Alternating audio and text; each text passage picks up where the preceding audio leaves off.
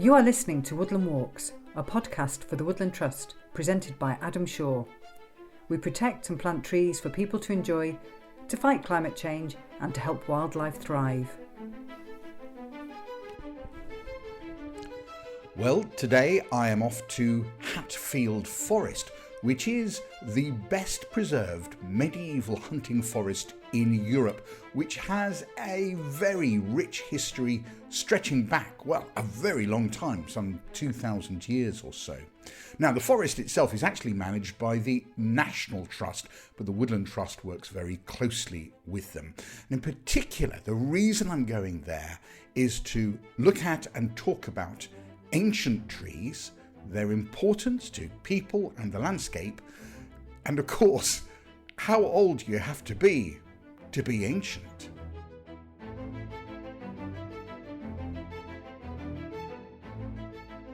My name is Ian Pease and I'm one of the rangers here for the National Trust at Hatfield Forest.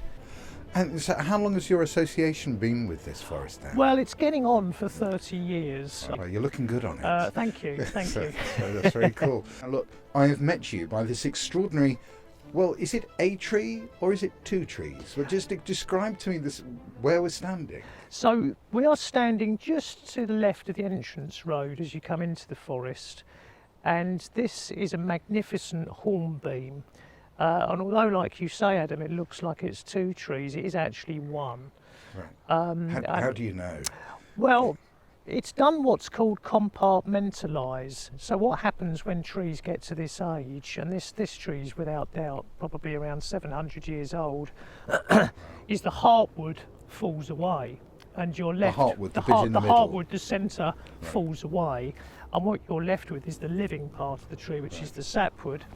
And what you can see there is that what trees do, trees are very good at adapting when they get older, and they're generally very good at adapting throughout their entire lives. And what has happened here is this tree has stabilised itself by compartmentalising, so it's sealed off these two halves to stabilise itself.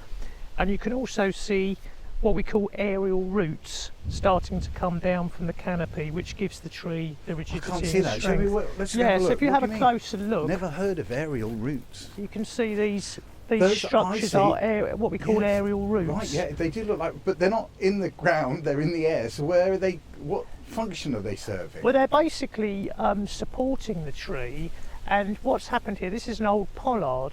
So originally there'd have been what we call the bowling in the top there, and the roots would have gone down into that sort of composty material that was captured in the bowling. And as that's gradually fallen away, that's what we're left with at the top there. So these roots are supporting the tree as opposed to bringing it nutrients or anything? Well, they are supplying nutrients from this composty material. I see, you which can is see still at there. the top there. You Okay. can still see some of it there. What's happened, obviously, as the tree's age is it's fallen through. And you can see the compartmentalisation on the edges there, the sort of almost callus effect. Well, amazing. Well, look, I've got to get a photo of you by this, which I will put it on my Twitter account. Do you have a Twitter account? I haven't, but I've got Instagram and Facebook. Instagram, okay. I'm sure we'll put it on all of those things so you can see what Ian is talking about. But fantastic. Well, look, this is just the beginning. And you said it was the ancient way, the ancient tree way, the road? No, this isn't the ancient way. This is the vehicle access way into the forest. But having said that, Adam, there is stagecoaches who used to travel from the east heading down to London, would cut through Hatfield Forest to cut out Bishop Stortford. Okay, right. So an ancient cut through, there we are. That's it. There we are. Not quite up-to-date traffic news, but if you're a time traveller, that's a bit of traffic news for you. Look, my first visit here, we've come on an amazing day. I'm very, very lucky.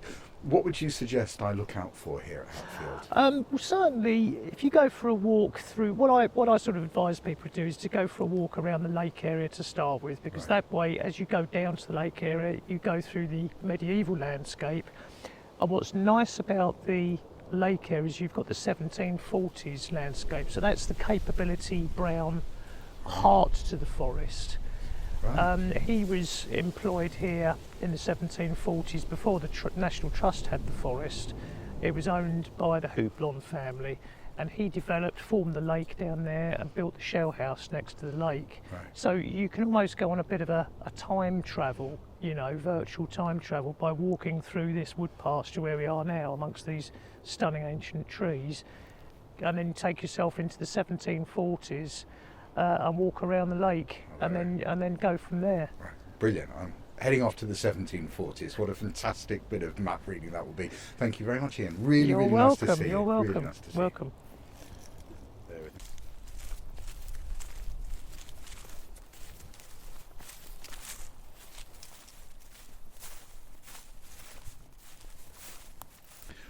Well, I'm just walking out actually into a bit of open field here. Oh, look, some wild mushrooms. I must avoid those. Don't want to trample on those. And beneath one of these trees is Tom from the Woodland Trust, and he is going to be my guide to the rest of this amazing forest. So, Tom, I assume. Hi. An amazing place, isn't it? An amazing place, Adam. Hi, nice to meet you. Now, first of all, this is an unusual forest in terms of the Woodland Trust, because it's actually the National Trust, but this is a joint project. Or explain the relationship, why this is different. So the National Trust and the Woodland Trust are both really passionate about seeing the protection of ancient and veteran trees, interested in studying them and knowing where they are.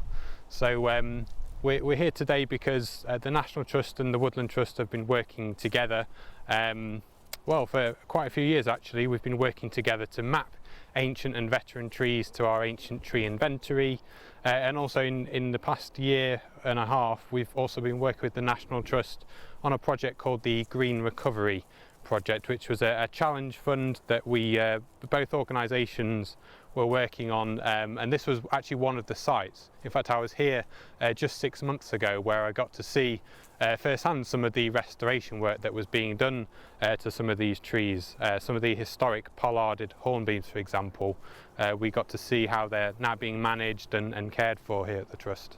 And it is an amazing place. I mean, we're lucky to be here on a great day. Oh, you can hear, we're near Stansted, so you might hear an aeroplane in the background there. But we've come out of this lovely sort of bit of woodland into this amazing open area here. And it does feel a very mixed sort of landscape, doesn't it? Absolutely. I think if you're walking here with your dog, or just on a fun day out, you might just think to yourself, oh, this is a field, there's some nice trees here. But actually, when you stop and look around, you can see these living links to the past. And what we're walking through here is a medieval landscape where you've got a mixture of ancient trees. We can see some decaying oaks in the background over there. We've actually just walked past some large hornbeam pollards. So these are trees that were working trees hundreds of years ago, that were managed as part of this landscape to provide timber for those who managed and worked and lived in the area. So to be able to walk past trees like that and to touch them, these living monuments, are just a real privilege. But we've got a mix here. We've got a mix of young trees, mature trees, ancient trees, and this area that we're stood on now is referred to as wood pasture, because it was historically a worked landscape where you had both a mix of livestock, agriculture, and also tree management as well. So, and look, it's amazing. Just to our left, there's two lovely trees, and I don't know what they are, but they're so lovely. Two people have stopped to take photos of them, and I mean, just a measure of how beautiful some of this landscape is. Just a quick test. Do you happen to know what that tree is? Yeah, so we've got two sort of mature hawthorns there. Right. So elsewhere in the forest, there are actually some much older hawthorns. So we have some ancient hawthorns here that would be several hundred years old. These are probably mature, probably over 100, 150 years old. And they've got lovely sort of red all splattering over them. It just looks like someone's painted that. It looks like quite an amazing sight. So you talk about ancient trees. So what classifies a tree as ancient then? Because if these were young and they're like 100 or something, so what's ancient? Exactly. So it's a great question. So ancient trees are those that are in their third and final life stage, essentially. So the sort of the age at which we call different species ancient is different, because different species have different life expectancies and they have different growth rates. So for example, if we look at yew trees, we may call those ancient from around about 400 to 500 years plus. If we look at hawthorn, for example, we would say they're probably ancient from around about 200 years of age. So it does vary depending on which species you are referring to, but essentially the ancient phase is the third and final life stage, and very few trees actually live old enough to become ancient. It's only in sites like this where the trees have been retained, where these trees have not been disturbed, they've not been felled, there's been no development here. So these trees have survived in the landscape and been allowed to survive, and that's why we can enjoy them today. So that's exactly what an ancient tree is. And I mean, obviously there's almost a sentimental reason. You don't want to destroy something which is 700 years old. But from an environmental perspective, do ancient trees offer the environment, do they offer animals something more than a younger tree does? Absolutely. I mean, I like to think of ancient trees as being like a living oasis for wildlife, essentially. So these are areas where you've got a huge variety of habitats, both within like the tree structure, in the roots, in the canopy, even within like the heartwood and the hollows.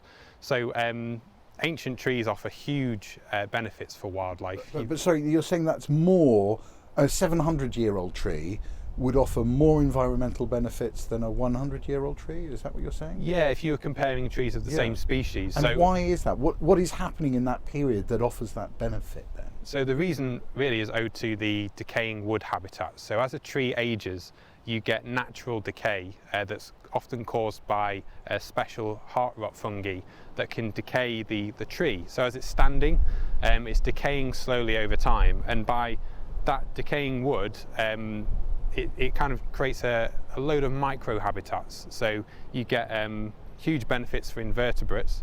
In fact, the site we're on today is one of the top 10 sites in the UK for rare invertebrates because of the decaying wood habitats that are here.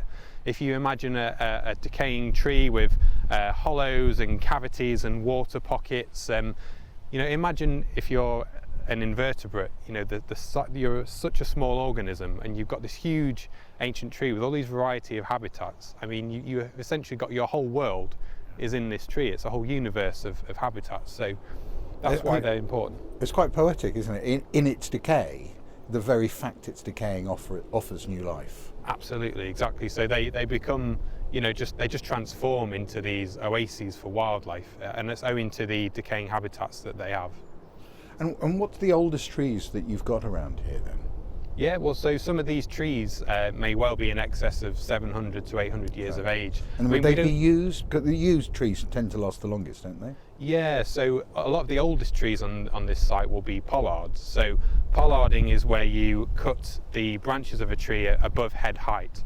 This was a historic sort of tree management practice. Essentially, the people who used to live and work here wanted to farm their livestock, and in order to make sure that they didn't sort of graze on the trees that they were also using to harvest timber from, they were able to cut the tree at above head height, typically above 2 meters in height. And what that does is, well, two things. For the people managing these trees, it means that they can easily harvest the timber, because in absence of power tools, imagine they're using like hand tools, and as the tree gets cut back, it regrows into sort of finer, smaller stems that can then be more easily harvested. And that's the sign of pollarding, isn't it? If you're a tree detective and you see these sort of small stems all coming up, it's a sign it's been a pollarded tree. Absolutely. Typically you'll have like a fluted form cut around about 2 meters at head height, and you'll see like a typical pollard knuckle, which is where you see all of the stems converging on the same point.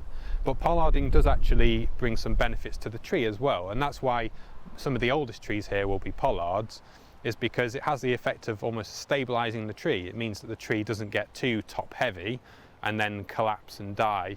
Instead, it keeps the trees more typically smaller, and if they're regularly cut, that keeps the tree in that stable form. So even some of the trees here, which are extremely hollow, they look like, how are they even still standing? Because like, what's supporting them? It's because they've been managed as pollards.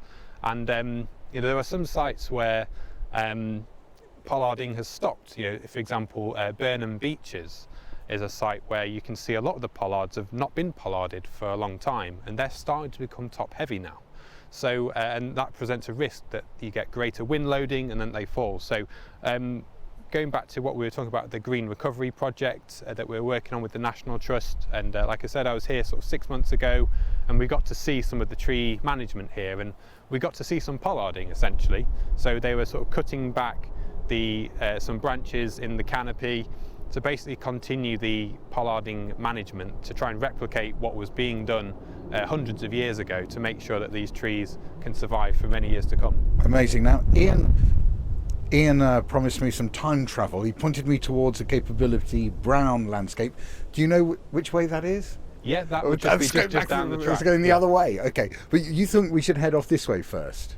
Yeah, well, I mean, we can walk back. I'm going with you. I'm going with you, and I'm definitely going to see the Capability Brown later. But you lead me on. We can certainly make our way back there. So, tell me about where we're heading.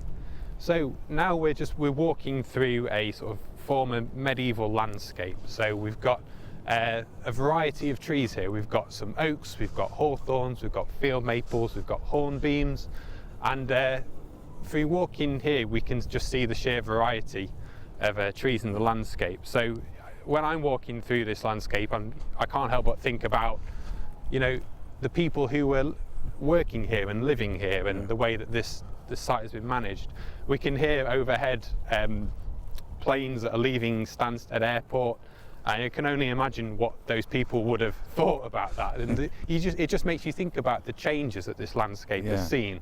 And obviously the reason that we have ancient trees here is because this part of the landscape has remained unchanged. So whilst there's been a lot of change around this site, this area has survived, and that's ultimately enabled these trees to survive as well.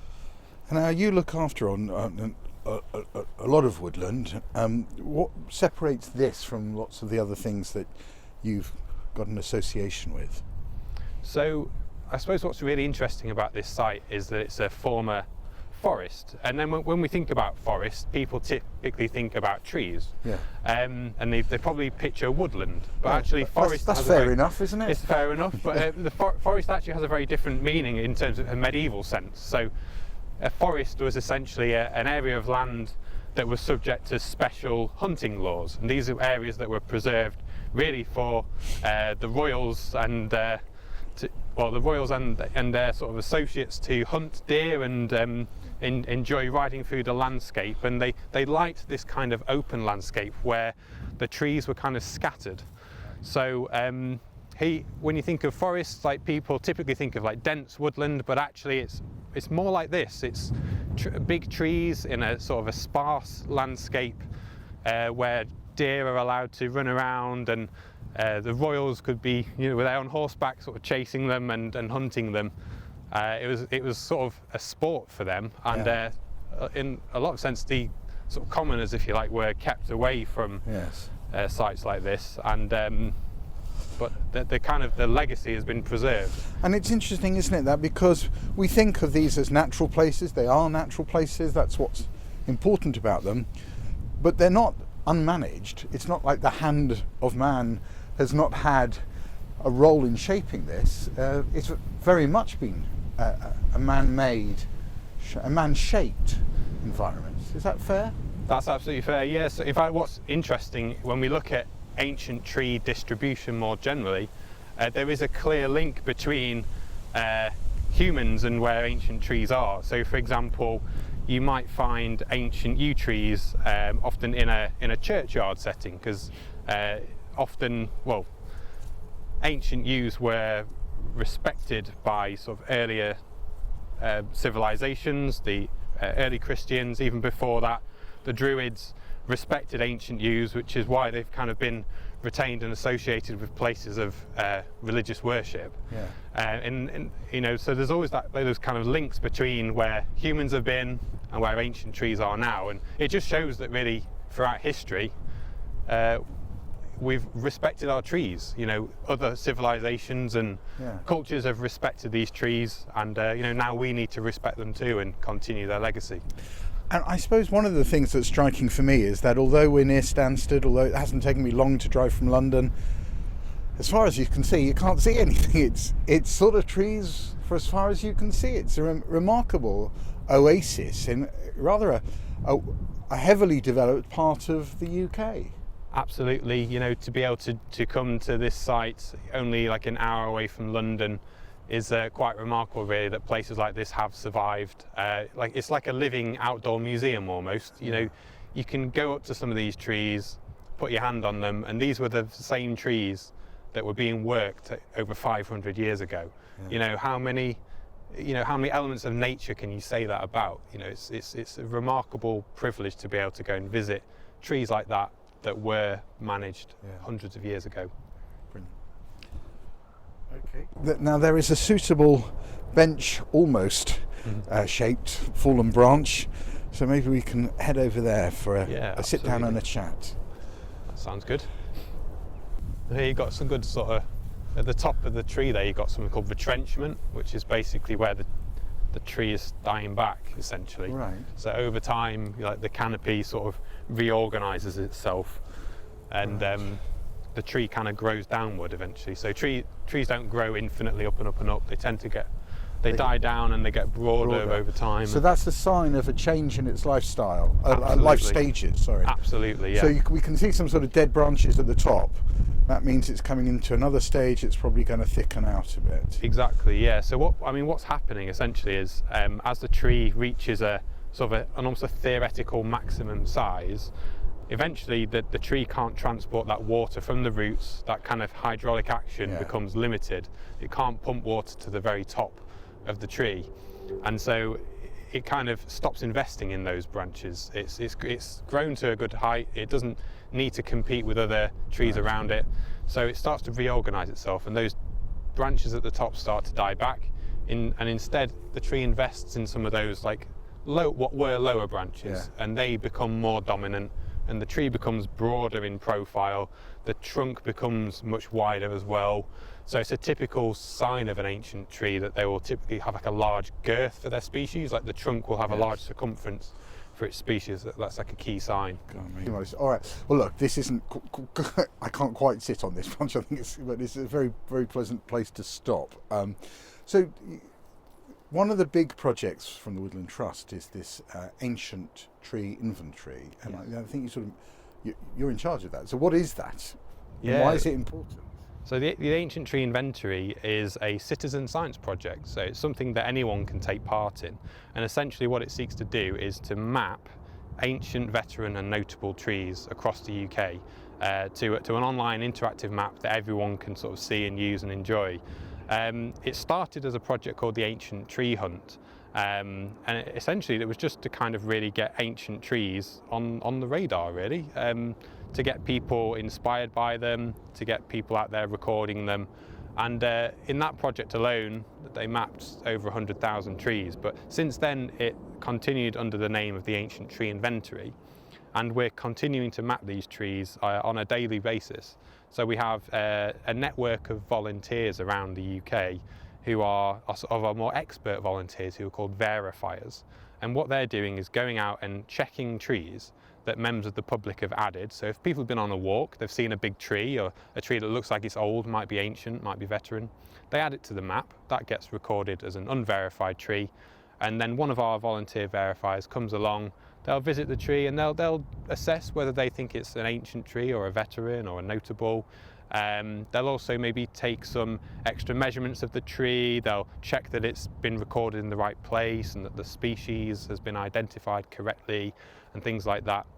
Essentially what we're trying to do with the Ancient Tree Inventory, as well as raising awareness about ancient veteran trees, it's also there's certainly a role in terms of like the research and understanding their current distribution, but also from a protection point of view, the Ancient Tree Inventory is actually a really useful resource for the likes of people doing environmental impact assessments. So we get a lot of requests for data from ecological consultants, from arboricultural consultants, even like local authorities that want to know where are the most significant ancient and veteran trees in their county or on a particular site. so that can then be used to help inform, planning decisions. And we'd like to think that is going to grow more, that when, for example, if there's a development or some sort of proposed change to an area, that people will consult the ancient tree inventory, and that they'll consider sort of maybe changing plans if ancient veteran trees are going to be harmed. We really just want to make sure that there is no further loss of ancient and veteran trees, essentially. And what sort of protection do ancient trees have? Do they have, like a listed building, you get special listed protection, so you can't mess around with it, you can't knock it down, you can't alter it? Does a 700-year-old tree get the same protection as a 700-year-old piece of brick? Well, I'm afraid to say the answer to that is no. So currently ancient trees don't have any legal protection in the UK. As you say, some of our most treasured monuments and buildings benefit from scheduled monument status, but for ancient trees, which may be of at least the same age, if not older, they don't have any protection. In fact, I remember on a recent visit to a churchyard where we went to see a really remarkable ancient yew tree. I think someone jokingly said at the time that the wood in the beams of that church are probably more protected than the wood in the trunk of that ancient yew.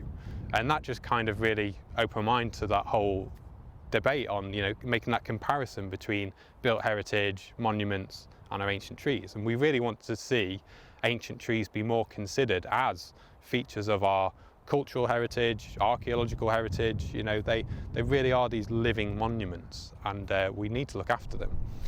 Do you get a sense that public opinion is swinging in that direction to support ancient trees? Yeah, I think it is. I mean, based on my role of working on the ancient tree inventory, I have the fortune of sort of speaking with members of the public about their ancient trees, and we do get, lots of concern expressed to the Woodland Trust about, what's happening to ancient and veteran trees in their area.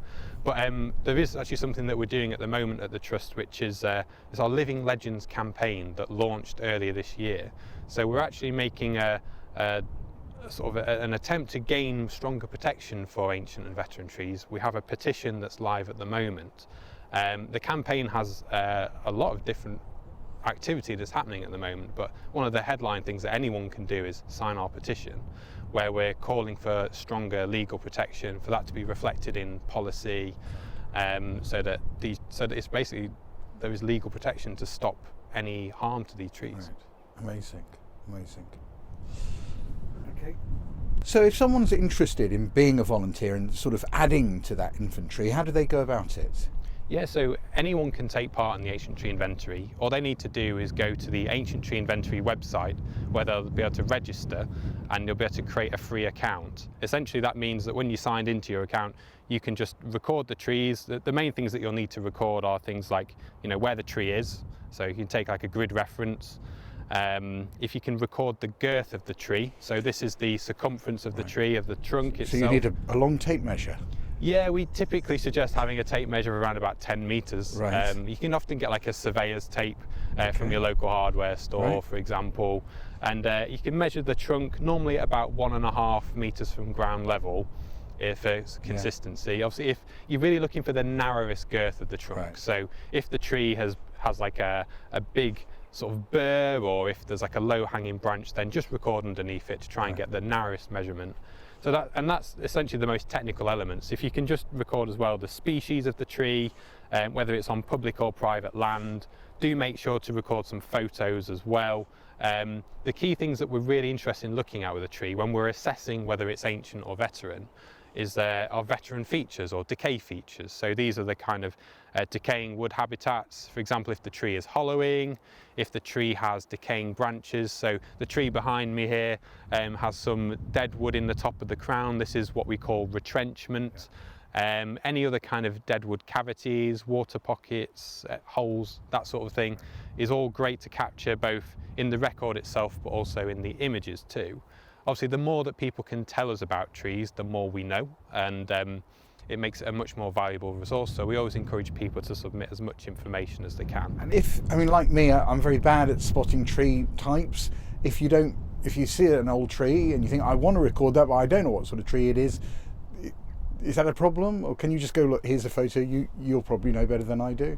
Yeah, so it is possible to record the species as unsure. It might be that you know that it's an oak, but you're not sure that it's a peduncular oak or a sessile oak. So you can just record it as oak. Right. We have a network of volunteer verifiers who are sort of ancient tree experts Right. who They'll will go come out and and check your homework for you. Yeah, exactly, that's Okay. right. And if you can't spot the tree type, there is actually a Woodland Trust app, isn't there? Yeah, that's right, Adam. We have Woodland Trust has a species identification app that you can use as well.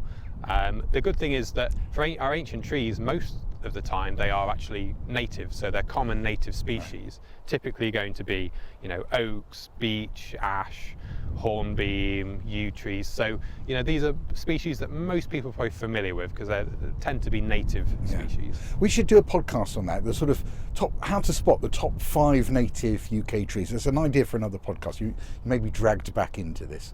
Fantastic. So we've been walking through a beautiful sort of woodland glade, very covered area, and what is typical of this particular site is that you do come out into so many different landscapes, and so we've come out into this very open area all of a sudden with this extraordinarily large lake. I think there is something suspiciously like a tea room next door, which might attract my attention in a moment, and a couple of seats, finally, somewhere to sit down. So Tom, now it's a beautiful place. I mean, we're the weeds rustling in the wind, framing the lake in front of us with some ducks and some rowing boats, and this is a wonderful place. But the feature here is ancient woodland. So is there a way of sort of measuring the value of a particular tree? Is it very just sort of thumb in the air sort of thing in the wind, or is there a more scientific approach you can take? Yeah, I think there are lots of ways in which different people value their ancient trees. Certainly one acronym we tend to use to capture sort of the main themes of why we value our ancient trees can be thought of as ABC. So that stands for aesthetic value, biological value, and cultural value. There is also historical value, which I'll talk about in a moment, but think about sort of aesthetic value and why our ancient trees are important. Can you imagine sort of walking through the landscape that we're walking through today without the ancient trees? They do provide like the character of this site, walking and seeing these big hollowing living monuments. They're almost like sculptures. And not just on these sorts of sites, but if you think of what would our churchyards look like without our ancient yews? Or what would our hedgerows look like without those sort of old hawthorn trees? Or what would our sort of the Highlands of Scotland look like without those kind of remarkable lone standing proud alders and rowans and hollies that are like really typical of that landscape? So because ancient trees form like a really important part of the overall character of our landscape, that's one way in which we value them. The other way, of course, is biologically. So they provide immense habitat variety for wildlife. A single tree can support thousands of species, and that's owing to the decaying wood habitats that they have. So as a tree ages, it naturally hollows, it starts to break down. You get hollowing in the branches, in the trunk, you get hollowing around the base of the tree, what we call like buttressing. All of these create pockets and habitats, and even micro-habitats for wildlife. So they can be used by a range of organisms, from birds to reptiles to mammals like squirrels, badgers. For example, with birds as well, owls will use them. They will actually use the cavities found in the canopies of ancient trees to make their nests. Same for woodpeckers, which will use decaying wood to make their nests and bore for invertebrates. And of course the invertebrate life itself. The opportunities provided to invertebrates by ancient trees is remarkable. There's a special term to describe invertebrates that depend on decaying wood, and that word is saproxylic.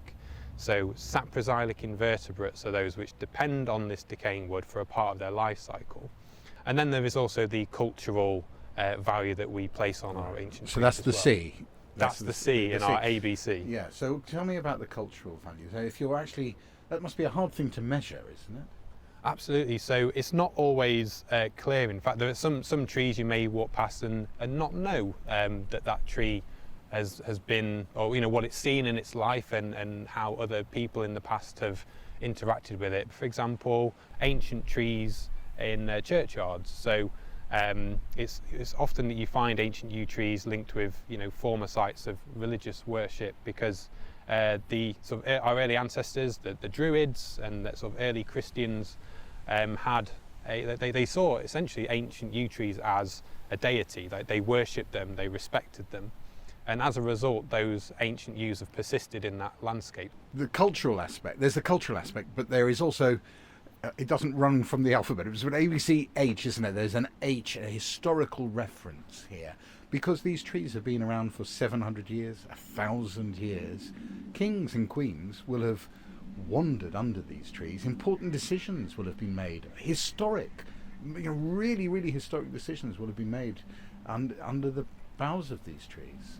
Absolutely. And so there are some trees around the UK which we refer to as heritage trees that we know have bared witness to some important historical moments, or, as you say, perhaps well-known historical figures have visited those trees. For example, we have the Queen Elizabeth oak, or we have the Tolpuddle Martyrs tree, which is thought to have bared witness to the start of the trade union movement in the 1800s.